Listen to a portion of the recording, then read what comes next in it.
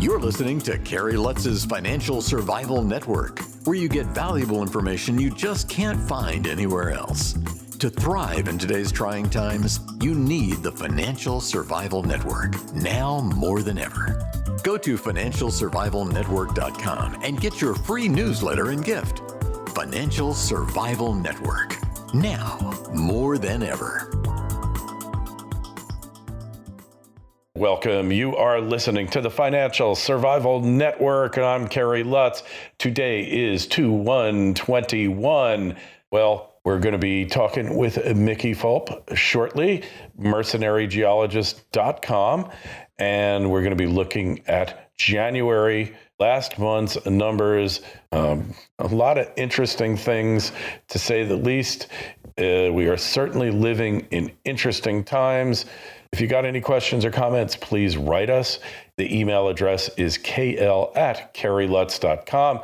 Mickey, welcome back here. So quite a month, eh? Well, Kerry, you said you were going to be talking to me shortly, and I don't know if you intended that it was a pun or not, but this was a crazy month. We saw records in all four, or let's say five, U.S. major indices. We'll throw the Dow transports into that too. But last week, short squeezes wreaked havoc on the major markets, or two of the three, actually on all four, but a couple of them were still in positive territory. Dow closed at 29,983, 2% loss. S&P 500, 3714, 1.1% loss. The Nasdaq, which was up very robustly, took a big hit last week, but it still closed up nearly 1.5% on the month at 13,071. You know, this big tech government partnership seems to fuel that market higher and higher. One definition of fascism is that government controls the means of production. Well, there's no doubt that big tech and government are in bed together. We'll see where this goes. And the Russell 2000 actually had a very good month, closed very near its all-time high, if not at, closed at 2074 for a 5% gain on the month. Yeah, these markets never cease to amaze. And the Russell Small Cap Index, 2,000 stocks, to go up 5% in the midst of all this turmoil. I mean, it was strong for the whole month. The last week is pretty impressive, Mickey. Well, and in fact, it's lagged certainly other markets over the last 3 or 4 years. So had some catching up to do. And it's done it quite admirably. So let's go on to our next markets, what I would call, in quotes, our lesser markets, and the VIX first. Well, we'll start with the VIX, and the VIX went way up last week with all this short squeezing, Robinhood, hedge fund debacle.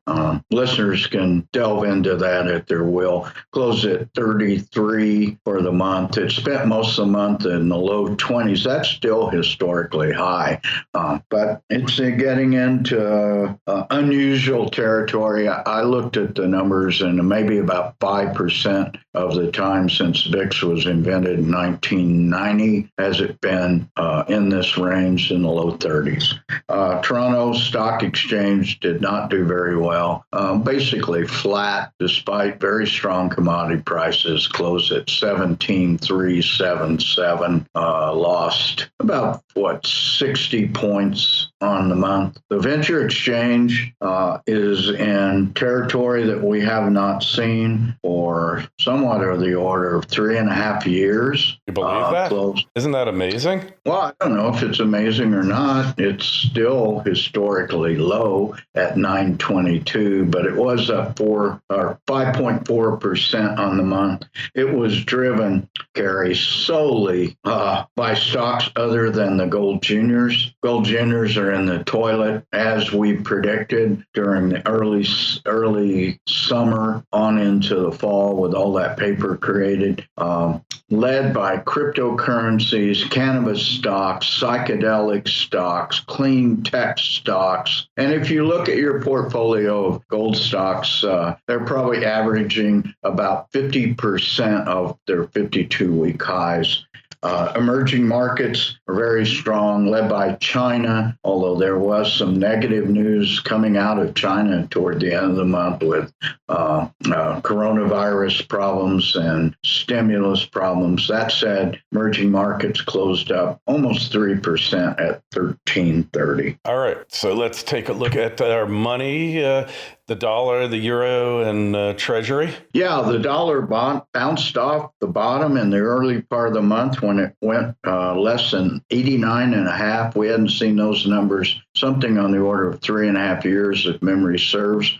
Bounced right back up, closed at 90.5, up 0.6% on the month. Euro was concomitantly down, no surprise there. Closed at 121, down a basis point on the month. 10-year Treasury reached post-pandemic highs. We didn't see a U.S. Treasury at 1.1, which is where it closed since the end of February last year. That's up 17%, mainly on, I think, stimulus hopes, whatever stimulus means now, fiat currency creation. And then we get to the entity, financial instrument. Is it one? I'm not even sure of that. Certainly is not money. But Bitcoin closed at 35,500. But get this, Kerry, it had a high of 42,000 this month, and 2 days later it was at 29,500. Closed a bit up from that, 20% up, 30% off its bottom there, but something on the order of $8,000 per Bitcoin off its all-time high. Yeah, rather remarkable. Yeah, we would call it an asset class with quotes around the asset. So yeah, you don't trade it smartly. You get your ass handed to you, perhaps. I don't know. Yeah, for sure. If you decide to go to sleep holding Bitcoin, better be a light sleeper, and you better have some alarms set for sure. So, hey, going over to the metals, it was a mixed month. Yeah, gold's channelized. It closed at 1848, down 2.5% on the month. Silver, much stronger. It always outperforms gold, lags to the upside and the downside. It closed at 26.98. Up almost 2.5%, largely driven by this cockamamie idea that the people that shorted GameStop successfully and Nokia and AMC, et cetera, could move into a commodities market and do the same. LOL. The silver bugs are out right now, and silver actually jumped a couple of bucks over the last week of the year. But this idea that silver's going to the moon, I got a bridge in Arizona I could probably sell you, or maybe New Mexico, someplace in the desert, right? maybe in New York City, but at some point, and hopefully we'll all be alive for the event, silver is going to move higher.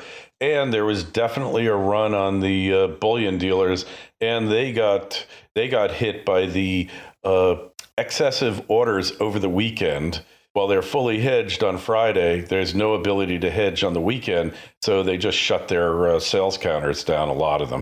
Don't just survive, thrive. The Financial Survival Network. Osino Resources is a Ross Beatty-backed gold exploration company in mining-friendly Namibia. Osino's district-scale land package is situated near 2 producing gold mines, one of which Osino's management team previously developed and sold to B2 Gold. Osino's founders and management are experienced mining professionals who have already successfully developed and sold 2 companies in the past 7 years. Osino has an excellent shareholder base, with Ross Beatty owning 20%, insiders 5%, and Resource Capital Funds 8%. This is an exploration company with drills turning that you'll definitely want to pay attention to. Osino trades in New York under the ticker OSIIF and in Toronto under the ticker OSI. To learn more, go to osinoresources.com. That's osinoresources.com. This is the Financial Survival Network, the information you need to thrive now more than ever. Yeah, imagine what the markup is for silver right now. Before this all started, it was about $4 or $5 an ounce. So if you were buying silver at $24, you were actually going to have to pay about $28 or $29 for it. So regardless, let's go on. Platinum had a nice month, up 0.5%, closed at 1066. Palladium came off significantly, down 7.5% to 2160. I've been promulgating the idea since the first of the year that platinum will be the outperforming precious metal in 2021. We had a show last week for Kitco on Mercenaries Musings Radio about that exact subject. You can find that on our website or Kitco. And finally, we go to copper. It is consolidating at this level after a 77% gain from March 19th to January 6th. It closed at 354 after a high of 368 early in the month, up 0.7%. This is really driven solely by long speculations. Hedge funds, traders, speculators, and all have piled into the copper market on both sides of the Pacific and both sides of the Atlantic. So New York, Shanghai, London, everybody's long copper. That could turn on a dime in a month or two. I'm not going to say it is, but when people massively put money on one side of trade, it will regress to the mean. Let's get on to our energy sector now. Yeah, the oils had a very good month, much stronger. WTI closed at 52.20, up 7.5%. Brent was up a little bit more, 7.9% to 55.58. You know, this market, as opposed to many right now, has reverted really to supply-demand fundamentals, kind of in a tug of war. Supply's way down, demand's way down, but they got to meet in the middle someplace. Henry Hub closed at 20.56, only up 2 basis points in a relatively mild winter in the Northeast U.S., although a big snowstorm. Till today. But, you know, when you get those big snow dumps, it's generally not very cold. So we'll see where that goes. But real concern here. Well, let's go on to uranium first, and then I'll talk about the concern we have in the energy sector.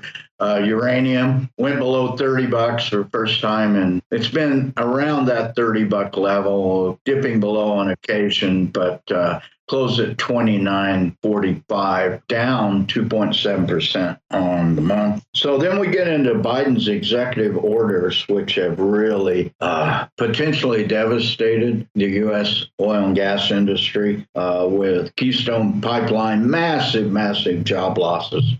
Let them make solar panels now or something like that, Kerry. And learn how to code, right? Yeah, whatever.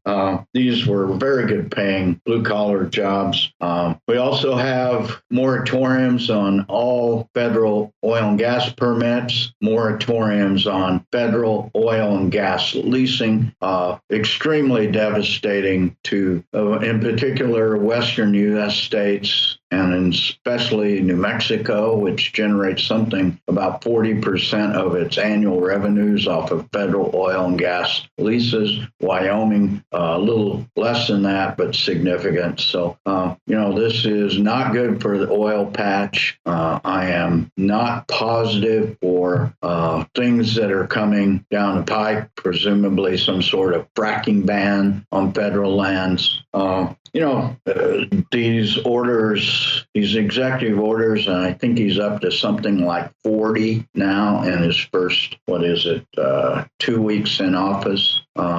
Dictatorial, bypassing Congress. We'll see where it goes. Well, it's going to the courts. And if the past is prologue, Obama lost it, but he tied it up for a long time. Probably what's going to be with Biden as well. Well, some of this stuff is also going to have to go through Congress and, a lot of his plans. So increased opposition in a basically divided Congress. The Dems barely control both houses. Only takes in the Senate Joe Manchin to flip to the other side. He's from an energy producing state. So we'll see how far they go, but certainly it's not going to be easy to permit. Federal permits, oil and gas, energy of any kind, mining, etc. going forward. We know that's a fact. All right, let's take a look at our ratios, where things are moving a little bit there too. Well, gold and silver